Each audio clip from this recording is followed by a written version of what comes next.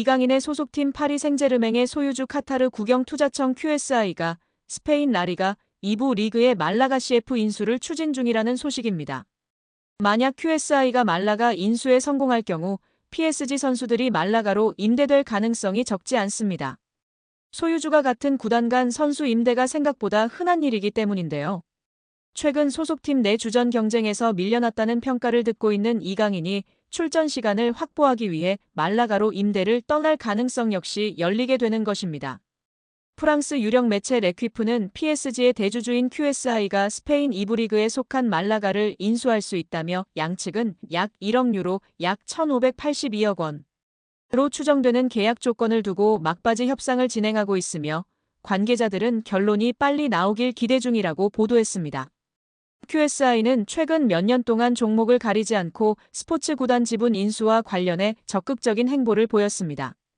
이들은 지난 2023년 미국 프로농구의 워싱턴 위저즈의 지분을 인수했고 2024년에는 아우디 F1 팀의 지분을 인수하는 데 성공하기도 했습니다. 레퀴프는 말라가는 현재 스페인 호텔 및 부동산 회사인 블루베이와 카타르의 사업가 압둘라 알타니가 소유하고 있으나 법정 관리에 놓인 상태라면서 QSI는 말라가를 인수해 축구 외에도 스포츠 전반에서의 활동을 확대하게 된다고 했습니다. 매체는 그러면서 QSI가 말라가에 관심을 갖는 이유는 여러 가지가 있다며 말라가가 2030 국제축구연맹 피파 월드컵이 개최되는 도시 중 하나가 될 예정이며 QSI가 말라가 인수를 통해 스페인에서 6번째로 규모가 큰 도시인 말라가 시장을 공략할 기회를 갖게 된다고 설명했습니다. 레퀴프에 따르면 QSI의 대변인은 QSI는 현재 유럽과 아메리카 지역에서 다양한 투자 기회를 검토하고 있다며 QSI가 스포츠 구단 지분 인수에 적극적으로 나서고 있는 이유를 밝혔습니다. 레퀴프는 QSI가 말라가 인수에 성공할 경우 이것이 PSG에도 영향을 미칠 것이라고 내다봤는데요. 언론은 만약 말라가가 1부 리그로 승격해 챔피언스리그에서 뛰게 된다면 같은 소유주가 관리하는 구단이 동일한 유럽 대항전에 출전하는 걸 금지하는 유럽축구연맹의 규정을 준수해야 할 것이라고 했습니다. 또 현재 PSG와 브라가의 경우처럼 PSG는 말라가와도 연결고리를 구축할 수 있다면서 최근 몇 시즌 동안 PSG에서 자리 잡지 못한 선수들 중 일부가 포르투갈로 이적한 사례가 있었다. QSI가 소유한 클럽끼리는 확고한 연결고리를 유지하고 있으며 말라가의 합류로 이러한 관계는 더욱 굳건해질 것이라며 긍정적인 부분을 조명했습니다.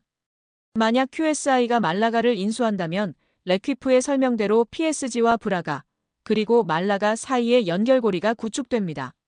맨체스터 시티의 소유주 시티 풋볼 그룹을 중심으로 맨시티와 뉴욕시티, 멜버른 시티가 협력하고 있는 것이나 RB 라이프치히, RB 잘츠부르크 등 음료 회사인 레드불이 소유한 구단끼리 선수 공유가 활발하게 이뤄지는 것처럼 PSG도 같은 효과를 기대할 수 있는 것입니다.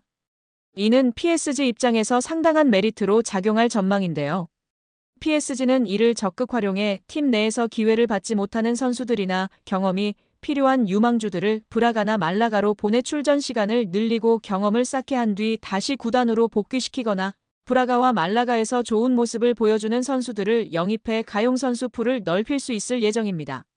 아시아 3차 예선 3차전에서 황희찬을 야din굴게 한 요르단의 악질 태클을 방관한 심판이기도 합니다. 지난해 3월 한국과 우루과이의 평가전에서 주심이었던 아라키 유스케는 한국이 1대2로 밀리던 후반 27분 이강인이 왼쪽에서 올린 코너킥이 이재성의 머리를 맞고 튀어 올랐다가 김영권의 헤더로 연결됐음에도 VAR 온필드 리뷰까지 거친 뒤 결국 골 무효를 선언한 바 있습니다.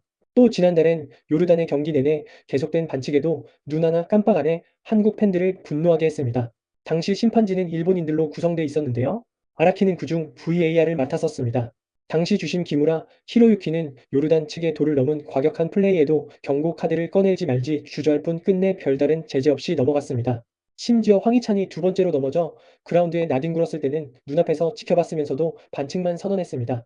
심판진은 이후 황인범이 거친 태클을 받는 장면이 뚜렷하게 잡힌 뒤에야 옐로카드를 꺼내며 축구팬들의 뒷목을 잡게 했습니다.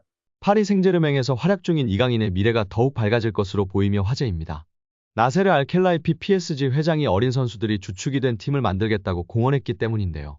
유럽 축구 전문 기자 파브리치오 로마노에 따르면 알켈라이피 회장은 우리는 앞으로 6에서 8년 더 함께 뛸 수 있는 팀을 만들고 싶다라며 유럽 축구연맹 챔피언스리그 8강팀 중 가장 어린 팀을 보유하고 있다. UEFA 클럽 랭킹 10위 안에서도 가장 어리다. 정말 자랑스러운 일이다라고 말했습니다. 현지에서는 알켈라이피 회장의 발언에 대해 미래 자원들로 리빌딩에 착수할 거라고 선언한 것으로 보고 있습니다. 킬리안 음바페가 떠난 후 새로운 청사진을 그리고 있다는 분석입니다. 영국 비사컨은 PSG의 알켈라이피 회장은 장기 프로젝트를 그리고 있다. 앞으로 6년, 7년, 8년은 뛸 수 있는 젊은 선수들을 중심으로 팀을 개편하고자 한다라며 알켈라이피 회장의 최근 발언은 과거 음바페를 지키려고 했을 때의 발언과 상당히 대조적이다라고 전했습니다. 이어 PSG는 새로운 시대를 준비하고 있으며 음바페는 팀 계획에서 점점 사라지고 있다. 레알 소시에다드와의 챔피언스리그 16강전에서 결정적인 역할을 했지만 PSG는 선수들이 음바페가 없는 상황에 익숙해지도록 음바페에게 부수적인 역할을 맡기고 있다라고 덧붙였습니다. 게프폴뉴스 프랑스 또한 알켈라이피 회장은 파르크 데 프랭스에서 새롭고 젊은 장기적인 프로젝트를 강조했다. 레알 소시에다드전에 출전한 PSG 선수들의 평균 연령은 23세 361일로 챔피언스리그에서 구단 역사상 최연소 선발 명단이었다. 경기 후에도 알켈라이피 회장은 라커룸을 찾아가 선수들에게 부담 갖지 말라고 격려했다라며 현재 PSG가 리빌딩에 돌입했다고 설명했습니다. PSG의 최대 목표는 챔피언스리그 우승입니다. 프랑스 내에서는 적수가 없지만 유럽 무대에서는 힘을 쓰지 못했는데요. 2019년도 시즌 준우승이 가장 좋은 성적이었습니다. 알켈라이피 회장은 급하게 도전할 생각이 없습니다. 시간이 조금 걸리더라도 미래를 보장할 수 있는 선수들로 팀을 만들어 계속 도전하겠다는 입장입니다. RMC 스포츠에 따르면 알켈라이피 회장은 선수들은 매 경기 승리를 원하지만 현실적이어야 한다. 우리는 팀을 구성하는 과정에 있으며 선수들 대부분이 어리다. 새로운 팀을 만드는 과정이기 때문에 쉽지 않다라며 팀을 만들었다고 해도 선수들이 준비가 된 것은 아니다라며 충분히 기다릴 필요가 있다고 강조했습니다. 회장이 직접 젊은 선수들로 개편하겠다는 뜻을 밝힌 만큼 이강인의 미래도 좀 더 밝아질 것으로 기대되고 있습니다. 2001년생 이강인은 얼마 전 23번째 생일을 맞았습니다. 알켈라이피 회장이 언급한 6에서 8년 동안 활약할 수 있는 선수에 부합하는 나이대입니다.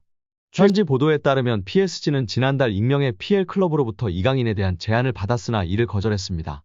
영국에서는 중동 자본을 등에 업은 뉴캐슬 유나이티드가 이강인을 노리고 있다는 루머까지 등장했습니다. 그러나 PSG가 이강인을 팔지 않겠다고 선을 그으면서 이강인의 이적설은 루머에 그쳤습니다. 이어 김민재의 전 소속팀인 나폴리도 이강인과 연결됐습니다.